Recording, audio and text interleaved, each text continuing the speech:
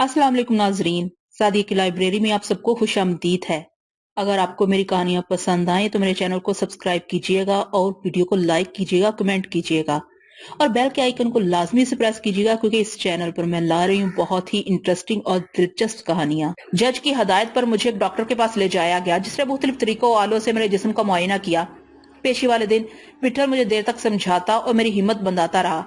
विठल के करखत लेजे से मुझे अब एक उनसियत सी हो गई थी। उधर मेरा वकील मुकदमे को नए नए रंग देने की कोशिश कर रहा था। वो कहता था जब तक तुम मुझे पूरी तफसील और वाकया नहीं बताओगे मैं अंधेरे में रहूंगा और सही तरह तुम्हारी वकालत नहीं कर सकूंगा। पेशियां, सवालात, बयानात होते रहे। 20 दिन गुजर गए। डॉक्टरी रिपोर्ट के मुताबिक मेरी जिस्मानी और जहनी हालत नॉर्मल थी, लेकिन उसने मेरी रिपोर्ट में कोई ऐसी बात जरूर लिखी थी जो कई दिनों तक बहस का मौजू बनी रही। उसने लिखा था कि मुझे कोई शदीद सदमा पहुंचा है, लेकिन मैं आम लोगों के मुकाबले में ज्यादा कुव्वत बर्दाश्त और दिमागी सलाहियतें रखता हूँ। डॉक्टर ने मेरी उम्र 16 साल से ज्यादा बताई थी। मकतूलीन के पोस्टमार्टम की रिपोर्ट, उनके साथियों के बयानात, जिन बातों का मुकदमे से कोई ताल्लुक नहीं था, दोनों वकीलों के दरमियान भी नोकझोंक होती रही। ऐसा मालूम होता था जैसे हमारे कॉलेज का कोई तकरीरी मुकाबला है जिसमें सबसे अच्छी तकरीर करने वाले को इनाम मिलने वाला है और मौजू मेरी जात है। मेरे वकील ने सारा जोर बयान इस नुक्ते पर सर्फ किया था कि मैंने मुजरमाना हमले से मुदाहलत करते हुए पहले 2 आदमियों को कत्ल किया। फिर इसी दहशत का असर था कि मुझे पुलिस की नीयत पर भी शुबा हुआ। वो मेरे लिए ये बहुत शर्मनाक बात थी। मेरी जुबान से अपने बारे में ऐसे लफ्ज अदा नहीं हो सकते थे, मगर विठल, उसके टिड्डे वकील और अपने वकील सफाई के पेहीम इसरार पर मैं अपने बयान में इजाफा करने पर मजबूर हो गया। बड़ी मुश्किल से अदालत में मेरी जुबान खुली। बात भी यही थी कि मैंने अपनी मुदाफत में इन गुंडों पर चाकू चलाया और वो मुझसे कोरा को यानी मुझे को छीन लेना चाहते थे। वो तो सिर्फ 2 सामने आए, अगर 4 होते, अगर 10 भी होते तो मैं इन सब के जिस्मों में चाकू दार देता। वकील सफाई अदालत में मेरे माजी के मुतल्लिक अदालत की राय मशकूक और मुतज़्ज़ल करने का काम अंजाम देता रहा। उसने इतनी बातें की कि हर बात मुबहम और मुश्किल नजर आने लगी। मैं कटहरे में हैरत ज़दा होकर उसके दलाइल सुनता रहता था। उसने बार बार मेरी उम्र की तरफ तवज्जो दिलाई, मेरे चेहरे की शराफत पर इसरार किया, जैसे अपील की कि मेरी आंखों में झांकने की कोशिश करे। उसने मुझे जमाने का सताया हुआ एक मजलूम शख्स करार दिया जो अपना वकील भी नहीं कर सकता था। उसने ऐसी जोशीली बातें इतने पुर असर अंदाज में की कि अगर मैं जज होता तो उसे इनाम जरूर देता। टिड्डा वकील भी मशवरों में उसके साथ शामिल था। वकील सफाई ने अदालत में शुबा जाहिर किया कि मुमकिन है मेरा मौक्कल तवील अरसे पहले किसी जबरदस्त हादसे में अपनी यादाश्त खो चुका हो। खैर, दिन पर दिन गुजरते गए। आखिर मुझ पर बकायदा जिरा का वक्त आया। सरकारी वकील ने मुझे तंग करना शुरू कर दिया। उसके सवालों जवाब बहुत जारहाना हो गए तो मैंने भरी अदालत में चीख कर कहा, ऐसे सवाल मत करो, मुझे फांसी दे दो। मैं कत्ल का इतराफ कर चुका हूँ। एक आदमी मौत कबूल करने के लिए तैयार है, तुम उसे सजा देने से क्यों कतरा रहे हो? मौत के लिए ये रस्में क्यों अदा की जा रही हैं? अब बहुत हो चुका, बस करो, बस करो। मैंने भराई हुई आवाज में कहा, सीधी और साफ साफ बात है, तंग क्यों करते हो? मैंने 3 कत्ल किए हैं, मुझे इसकी सजा मौत की सूरत में दे दो, मुझ पर रहम करो। मैंने चिल्ला चिल्लाकर अदालत सर पर उठा ली। मुझे खामोश करने के लिए जज को कई बार मेज पर हथौड़ी मारनी पड़ी। मेरा वकील मुझे सब्र और तहम्मुल के इशारे कर रहा था। अदालत में इस आखिरी दिन मेरी हालत खासी खराब हो गई। आंसू की झड़ी लगी। मैंने रोते हुए इनसे दरखास्त की कि मुझे फांसी दे दें और इधर उधर के फजूल सवालों में वक्त जाया न करें। जज ने फैसले के लिए 6 दिन की तारीख डाल दी। तब मुझे करार आया। मैंने जेल पहुंचते ही ये खुशखबरी विठल को सुनाई। वो मुकदमे की सारी कार्रवाई के दरमियान मुझे मशवरे देता और तबसरे करता रहा था। इधर खुद विठल का मुकदमा तूल इख्तियार कर गया था। मैं उसके बाद जेल में आया था। मेरे मुकदमे का फैसला उसके फैसले से पहले होने वाला था। मुझ पर उसकी मेहरबानियां बतदरीज बढ़ती रही थी। इन 20-25 दिनों में हम क्या बातें कर सकते थे? विठल ने अपनी काली जिंदगी के हजारों वाकयात मुझे सुनाए। इस दौरान में उसने मेरा ऐसा ख्याल रखा जैसे मैं उसका मेहमान हूँ। उसने मेरे मुतालिक खुद ही बहुत सी राय कायम कर ली थी। उसका ख्याल था कि मैं किसी शरीफ घराने से ताल्लुक रखता हूँ। संतरी भी इसकी वजह से मेरा ख्याल रखने लगे थे। खुद मैंने भी कभी उन्हें परेशान नहीं किया था। मेरा फैसला होने वाला था। विठल और संतरी को हैरत थी कि मेरे चेहरे पर फिक्र और तशवीश की कोई इलामत क्यों नहीं है, जबकि मुमकिन है कि मुझे मौत की सजा दे दी जाए। मैं हंस कर इन्हें जवाब देता, मौत क्या चीज है? कौन शख्स ऐसा है जो हमेशा से जिंदा है? इस पर विठल मुझे बेख्तियार गले से लगा लेता, मेरे हाथों और पेशानी को बोसे देता। तू बड़ा बेजिगरा है लाडले, मुझसे कहता। तूने विठल को भी मात कर दिया। विठल एक एक दिन गिन रहा था, जैसे मेरे नहीं उसके मुकदमे का फैसला सुनाया जाने वाला हो, जैसे मुझे नहीं उसे मौत आ रही हो। आखिरी 2 दिनों में मेरी हालत गैर सी होने लगी। शायद फैसले के बारे में विठल के बार बार जिक्र करने से मुझ पर असर होने लगा था। मैं कुछ उदास और खामोश रहने लगा। फैसले में एक रात का फासला रह गया था। मैं और वो जमीन पर लेटे हुए थे कि विठल कहने लगा, लाडले, क्या ऐसा नहीं हो सकता कि तेरी तरफ से कोई और मौत कबूल कर ले? क्या मतलब? मैंने हैरानी से कहा, मतलब ये कि शहजादे, अगर ऐसा हो जाए कि तेरी जगह मैं फांसी के तख्ते पर चला जाऊं और तू आजाद हो जाए। अगर ऐसा मुमकिन होता भी तो मैं इसे कबूल ना करता। पता नहीं अपना क्या फैसला हो। टिड्डा कहता है वो मुझे बचाने के लिए जान की बाजी लगा देगा। टिड्डा कहता तो सच ही कहता होगा, साले की जुबान में तासीर है, जो कह देता है वही हो जाता है। उम्मीद है मुझे साफ बचा ले जाएगा, लेकिन अगर तू जिंदा ना रहा तो मुझे अपने फैसले से कोई खुशी नहीं होगी। इसलिए मैं कहता हूँ तेरी बजाय वो मुझे सजा दे दे। मैं मौत से ज्यादा करीब हूँ, इससे कुछ और करीब कर लूंगा। हाँ, मैंने हंसकर कहा, कैसी ख्वाबों की बातें करते हो लाडले। कल टिड्डा कह रहा था कि तेरा मुकदमा अब भारी नहीं रहा। ये तो कल पता चल जाएगा। मैंने बेपरवाही से कहा, मुझे तो इस बात की खुशी है कि हर कोई फैसला तो हो जाएगा, इधर या उधर। लाडले, अगर कातलों के लिए ये कोठरियां ना होती तो मैं तुझे फरार करा देता और शहर में मेरे लोंडे तुझे इस तरह उड़न छू कर देते कि पुलिस को क़यामत तक खबर ना मिलती। जो बातें हो नहीं सकती उनको सोचते क्यों हो।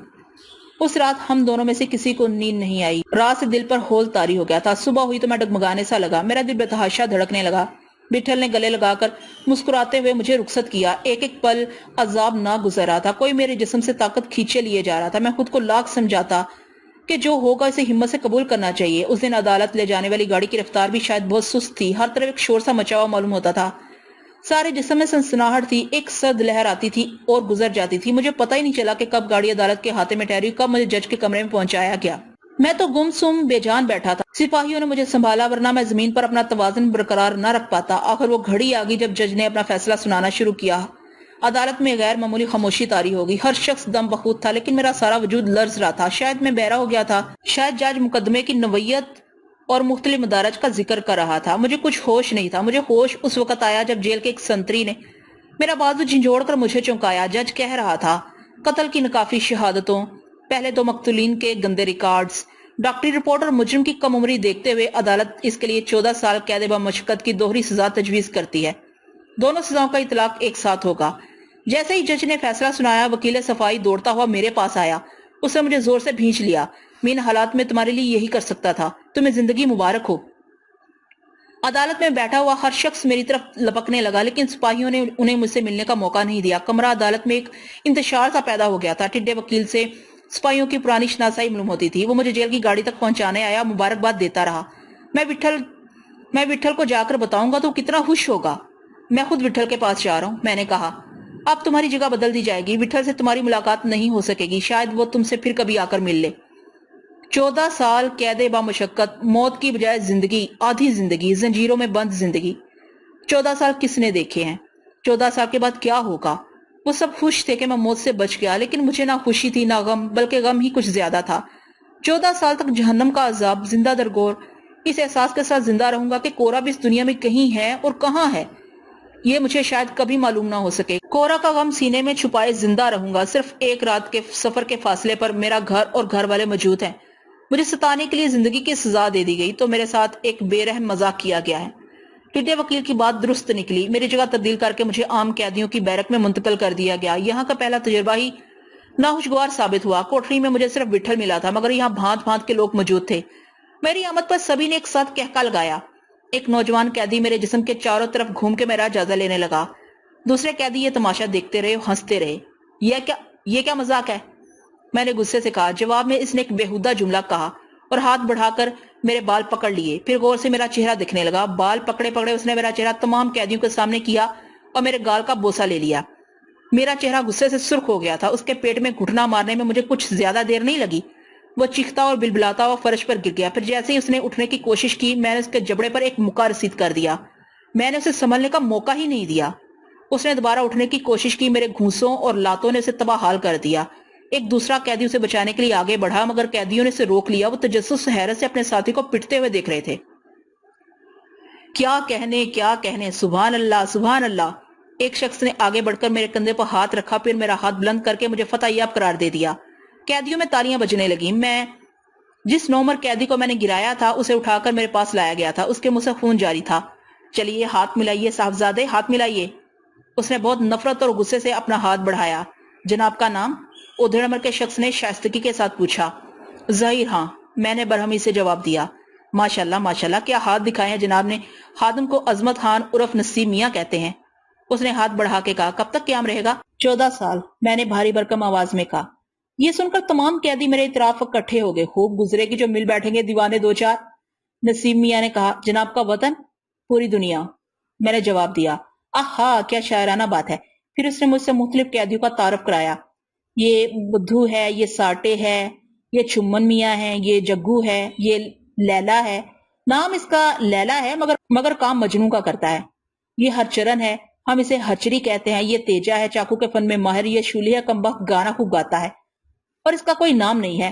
نمبر ہے 24۔ یہ نواس ہے، جیب تراشی کے فن میں یکتا۔ یہ گھوش ہے، ایسے سے پنتیرے بدلتا ہے کہ گرگٹ بھی شرما جائے۔ یہ لالا ہے، دلتی مارتا ہے، اور یہ جسے جناب نے شکست سے فاش دی ہے، اس کا نام کانتے ہے۔ اس بیرک میں ایک سے ایک نامی گرامی شخصیت موجود ہے۔ اب آپ اپنے بارے میں بتائیے، جناب کا آنا کیسے ہوا؟ قتل، میں نے مختصر جواب دیا۔ کیا خوب، وہ تو جناب کے تیوروں سے نظر آتا ہے۔ کس کی بنائی تھی؟ کچھ تفصیل سنا کے ہمیں بھی لطف اندوز ہونے کا موقع دیجیے گا۔ لمبی داستان ہے، میں نے سرسری انداز میں کہا۔ تو پھر سوختے میں سنائیے گا جناب، ہاتھ سے تھکے میں معلوم ہو رہے ہیں۔ نسیم میاں کا انداز مزاح کا خیز تھا، ایسا معلوم ہوتا تھا جیسے وہ سب میرا مذاق اڑا رہے ہوں۔ نسیم میاں مسلسل باتیں کر رہا تھا۔ دیکھ کے آ رہے ہو، مہمان کی خاطر کرو۔ نسیم میاں نے ان سب کو اشارہ کیا۔ جس شخص کا نام جگو تھا، اس نے بیڑی کا بنڈل میرے آگے کر دیا۔ میں نے نفرت سے منہ سکیڑ لیا۔ اس نے بھی منہ بگاڑا، مگر دوسرے شخص نے اپنے لمبے بالوں میں انگلیاں ڈال کے سگریٹ نکالا اور مجھے پیش کیا۔ نہیں، میں تمباکو نہیں پیتا۔ پہلے ہی تجربے سے مجھے اندازہ ہو گیا تھا کہ یہاں اور طریقے سے زندگی بسر کرنا ہوگی۔ شکل و شباہت سے ان میں کوئی معقول آدمی نظر نہیں آ رہا تھا۔ ایک ایک چھٹا ہوا بدماش معلوم ہوتا تھا۔ میں ان سب سے کم عمر تھا۔ نسیم میاں البتہ کچھ مختلف قسم کا شخص تھا۔ اس کا رنگ گندمی تھا اور آنکھیں بڑی بڑی تھیں۔ اس کی عمر 40 کے لگ بھگ ہوگی۔ بہت چہک چہک کر باتیں کرتا تھا۔ جس شخص کو میں نے مارا تھا، اس کی عمر 24-25 سال ہوگی۔ رنگ سانولا اور جسم فربا تھا، لیکن اس کا قد میری طرح نکلتا ہوا نہیں تھا۔ چہرے پر چاقو کے 2 واضح نشانات موجود تھے۔ اس کی مونچھیں پھیلی ہوئی تھی۔ بڑے ہوئے بالوں کی وجہ سے اس کا چہرہ ہیبت ناک ہو گیا تھا۔ بعد میں مجھے ان کی گفتگو سے پتا چلا کہ کانتے کو فرش بوس کر دینا اس کے نزدیک بڑے دل گردے کی بات تھی۔ خود کانتے کا یہ حکم تھا کہ جو کسی سے مقابلہ کر رہا ہو تو کوئی درمیان میں دخل دینے کی جرت نہ کرے۔ سب حیرت زدہ تھے کہ میں کانتے پر غالب کیسے آ گیا۔ وہ نہیں جانتے تھے کہ کانتے میں وہ غصہ اور اشتعال نہیں تھا جو اس نے مجھے دلایا تھا۔ اگر میں وٹھل کے ساتھ چند دن نہ گزار چکا ہوتا تو مجھے اس پر ہاتھ اٹھانے کی ہمت کبھی نہ ہوتی۔ ایک دن میں مجھ سے خاصے مانوس ہو گئے، حالانکہ میں نے ان سے اپنے سلسلے میں بہت کم باتیں کی تھی۔ میں رات بھر اپنی سوچوں میں گم رہا۔ دوسرے دن صبح تمام قیدی میدان میں لائے گئے اور انہیں مختلف کاموں پر لگا دیا گیا۔ میرے لیے ہر بات نئی تھی۔ میدان میں دوسرے بیرکوں کے قیدیوں سے بھی میری ملاقات ہوئی۔ 2 ایک قیدیوں نے مجھ سے گندا مذاق کیا اور کھلنے کی کوشش کی تو میں نے کانتے والا تجربہ آزمایا۔ محافظوں نے سزا کے طور پر بیدوں سے میری کھال ادھیڑ دی، لیکن میں نے بھی اف تک نہیں کی۔ صرف 2 دن میں ہر طرف یہ مشہور ہو چکا تھا کہ میں ہی وہ لڑکا ہوں جس نے کانتے کو گرایا ہے، اور میں اکٹھے 3 قتل کر کے یہاں آیا ہوں۔ ان میں مختلف چھوٹی بڑی سزاؤں کے قیدی تھے۔ مجھے سب سے پہلے زمین کھودنے کے کام پر لگایا گیا۔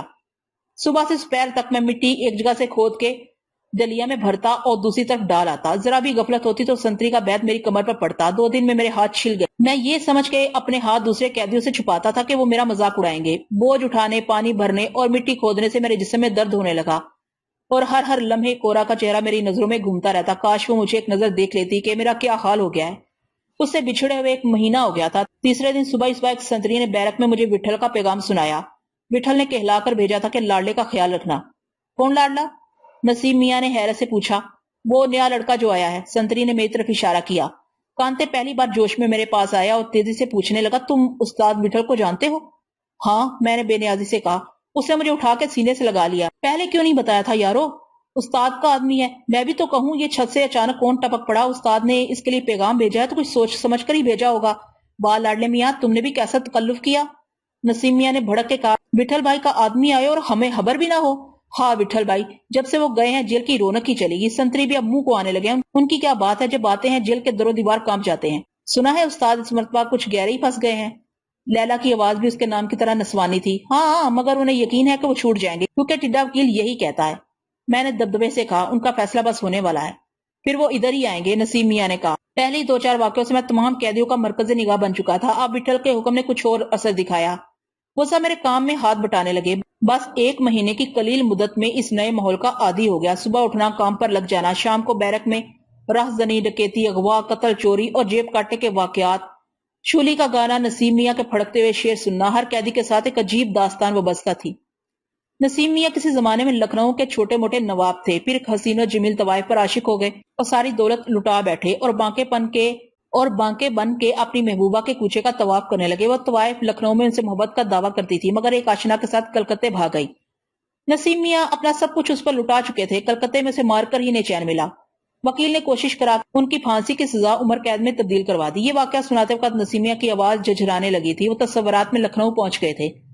شولی اپنی پرسوز آواز میں گانا گا کر انہیں جیل کی دنیا میں واپس لایا۔ جب بھی نصیب میاں ماضی میں جاتے شولی یہی کرتا تھا۔ وہ واپس آ کے پھر ہنسنے بولنے لگتے تھے۔ ہل چلانا، مار کھانا، بوجھا ڈھونا، پانی بھرنا، چادریں اور کھادی کے دوسرے کپڑے بنانا، جیل کے کارخانے میں مشقت کرانے کے کئی طریقے ایجاد کیے گئے تھے۔ اس چار دیواری میں صرف مرد رہتے تھے اور مرد بھی وہ تھے جو چار دیواری کے باہر علیحدہ پہچانے جاتے تھے۔ جگہ جگہ کے منتخب لوگ یہاں جمع تھے۔ کوئی ہمیشہ ہنستا رہتا تھا، کوئی ہمیشہ روتا رہتا تھا، کوئی زمانے کو پیر کے انگوٹھے سے ٹھکراتا تھا، کوئی باہر کی دنیا کی یاد میں گم رہتا تھا۔ سب کے چہرے ڈھلکے ہوئے تھے، آنکھیں اندر دھسی جاتی تھی، ہر طرف گندگی تھی، مچھر، کھٹمل، پسو، ناکافی ہوا، گرمی، سنتریوں کی گالیاں، قیدیوں کی باہم لڑائیاں، بات بات پر تکرار، کبھی دال روٹی، کبھی چاول، پتلی دال، ہفتے میں 2 بار پانی کا شوربہ، بدبو، ہر سمت ایک سلی ہوئی بو، حبس، گھٹن۔ 1 مہینے میں جیل کے ماحول سے پوری طرح واقف ہونے کے باوجود مجھے بہت وحشت ہونے لگی، ایسی وحشت کہ کسی سے بات کرنے کو جی نہیں چاہتا تھا۔ میں جب یہ سوچتا کہ مجھے 14 سال تک کسی چار دیواری میں زندگی بسر کرنا ہوگی اور زندگی میں کوئی تبدیلی نہیں آئے گی تو میرے اعصاب جواب دینے لگتے تھے۔ میری یہ حالت دیکھ کر کانتے، جگو، لیلا، شولی، نصیب میاں اور دوسرے لوگ میرے ارد گرد اکٹھے ہو جاتے اور فحش مذاق کر کے پوچھتے، کون یاد آ رہا ہے لاڈلے؟ کچھ ہمیں بھی تو بتا یار۔ لاڈلے کیا بتاتا، لاڈلے کے تو سارے لاڈ ختم ہو گئے تھے۔ ایک ایسی ہی چار دیواری میں لاڈلے کا گھر تھا جس میں آزاد قیدی رہتے تھے۔ فہمیدہ رہتی تھی، شبو رہتی تھی، ایک امی رہتی تھی، ایک ابا رہتے تھے۔ نہ جانے لاڈلے کے جی میں کیا آئی کہ ایک رات اس نے سب کو اس چار دیواری میں دفن کر دیا، خود بھاگ کے چلا آیا۔ وہ سب اپنی اپنی کہانی سناتے تھے، میں نے کچھ نہیں بتایا تھا۔ مجھے خوف تھا کہ پھر میرے پاس کچھ نہیں رہے گا، میں تو حالی ہو جاؤں گا۔ جیسے کورا کو میرے سینے سے کوئی چرا کر لے جائے گا۔ میں ان سے کیا کہتا کہ جیل کی چار دیواری میں انہیں یہ جو میرا جسم نظر آتا ہے یہ تو ایک ڈھانچہ ہے، اس کی جان تو باہر ہی بھٹک رہی ہے، اس کی روح تو کورا کو تلاش کر رہی ہے۔ کاش کورا کو کچھ نشان مل جائے، اب کچھ نہیں رہا، صرف اتنا معلوم ہو جائے وہ کہاں ہے، کس حال میں ہے، ورنہ یہ سانس اٹکی رہے گی۔ 1.5 مہینے کے بعد جیل کے پرسکون سمندر میں جوار بھاٹا آ گیا۔ معلوم ہوا کہ وٹھل آ گیا ہے اور اس بار 4 سال کے لمبے قیام کے لیے آیا ہے۔ اس نے آتے ہی مجھے پوچھا اور مجھے دیکھ کر حیرت زدہ رہ گیا۔ لاڈلے؟ وہ پھٹی پھٹی آنکھوں سے مجھے دیکھتے ہوئے بولا، یہ 1.5 مہینے میں تجھے کیا ہو گیا؟ تیرا رنگ روپ کون چھین لے گیا؟ پھر وہ قیدیوں سے غصے میں مخاطب ہوا، کیا تمہیں میرا پیغام نہیں ملا تھا حرام کے جنوں؟ اس کا کیا حال کر دیا تم نے؟ کیا تمہیں سنتری نے نہیں بتایا تھا کہ یہ میرا لاڈلا ہے؟ وٹھل کی گرج سے سب کانپنے لگے۔ نصیب میاں سب کے نمائندے کی حیثیت سے آگے بڑھے اور نیاز مندی سے بولے، وٹھل بھائی آپ کا حکم ملا تھا، خدا جانتا ہے لاڈلے کا پورا خیال رکھا ہم نے، اسے ہر طرح خوش رکھنے کی کوشش کی، اسے کہانیاں سنائی، اس کے کام میں ہاتھ بٹایا۔ شولی نے اسے روز گانا سنایا، مگر یہ روز بروز اداس اور خاموش ہوتا چلا گیا۔ اس نے ہم سے بات کرنی تقریباً بند کر دی ہے، ہر وقت کچھ سوچتا رہتا ہے، کڑتا رہتا ہے، نہ کسی سے کچھ کہتا ہے نہ کسی کی سنتا ہے۔ وٹھل بھائی بھلا آپ کا حکم ہو رہا ہم آپ کے جانثار اس کی تعمیل نہ کریں؟ تم نے اسے کام کیوں کرنے دیا کم بختو؟ تم نے اس کے ہاتھ نہیں دیکھے تھے، اس کا رنگ نہیں دیکھا تھا، تم نے اس کا چہرہ نہیں دیکھا تھا جو تم سب حرام زادوں سے لگ نظر آتا ہے؟ وٹھل گرجنے لگا، تم نے لاڈلے کو کیا سے کیا بنا دیا؟ کسی نے کوئی جواب نہیں دیا، سب نے گردنیں جھکا لی کیونکہ وٹھل سخت تیش میں تھا۔ اس نے اشارے سے مجھے اپنے پاس بلایا اور اپنے پہلو میں بٹھا کر کہنے لگا، لاڈلے جانی ٹڈے نے اب کے دیر لگا دی، میں تو پہلے ہی آ جاتا، مجھے معلوم تھا تجھ پر کیا بیت رہی ہوگی، اب تو فکر کرنا چھوڑ دے، یہ جیل ضرور ہے مگر یہاں وٹھل موجود ہے، وٹھل کی موجودگی میں تو اداس ہوتا ہے شہزادے؟ اب ہنس دے، قسم خدا کی ہنس دے، وٹھل کو خوش کر دے۔ وہ مجھے جھنجھوڑتے ہوئے بولا، اتنا ہنس کے آنسو نکل آئیں؟ تیرے آنسو بھی تو ٹھیک سے نہیں نکلے پگلے، ہنس ورنہ۔ میں نے بمشکل تمام اس کے حکم کی تعمیل کرنے کی کوشش کی، ہنسنے کا چہرہ بنایا تو وہاں موجود سب لوگ بے تحاشا ہنسنے لگے۔ وٹھل بھی ہنسنے لگا۔ وٹھل کے آنے کے بعد جیسے جیل کا نظم و نسق بدل گیا، ہر چیز میں باقاعدگی آ گئی، لڑائی جھگڑے کم ہو گئے۔ وٹھل کے گروہ کے آدمی سگریٹ، پان اور کھانے کی دوسری چیزیں سے پہنچا دیتے تھے اور وٹھل انہیں سارے قیدیوں میں تقسیم کر کے پھر خود کھاتا تھا۔ اب میں برائے نام کام کرتا تھا۔ سنتری بھی وٹھل کی وجہ سے درگزر کرتے تھے، لیکن 4 مہینے کی یکسانی سے تا کر میں نے کام پر جانا شروع کر دیا۔ اس عرصے میں قیدیوں کو یہ پتہ لگ گیا تھا کہ میں تھوڑا بہت لکھنا پڑھنا جانتا ہوں۔ پہلے وہ اپنے خط نصیب میاں اور دوسرے معمولی پڑھے لکھے لوگوں سے لکھواتے تھے، اب ان کا یہ کام میں کرنے لگا تھا۔ وٹھل نے پہلوانی، چاقو زنی، لٹھ بازی کے بہت سے داؤ مجھے سکھا دیے تھے۔ وہ کہتا تھا، وہ آدمی مردار ہے جو اپنا بچاؤ نہیں کر سکتا، زندہ رہنے کے لیے کچھ ثابت کرنا پڑتا ہے۔ لاڈلے، وٹھل کے حکم سے سرتابی ناممکن تھی۔ اس کے گروہ کے لوگ اور وہ لوگ بھی جو اس کے گروہ سے تعلق نہیں رکھتے تھے جیل میں شاگردوں کی طرح اس کی اطاعت کرتے تھے، اسے استاد مانتے تھے۔ ان لوگوں نے بھی مجھے فنون حرف سے آراستہ کرنا شروع کر دیا تھا۔ وٹھل مجھے اپنے قریب ہی رکھتا تھا، اس سے میری قربت کے باعث جیل میں ہر شخص میری عزت کرتا تھا یا خوف تھا، کچھ بھی ہو، मगर विठल के आने से पहले और आने के बाद उनके रवैयों में जमीन और आसमान का फर्क हो गया था। किसी न किसी तरह 6 महीने कट गए।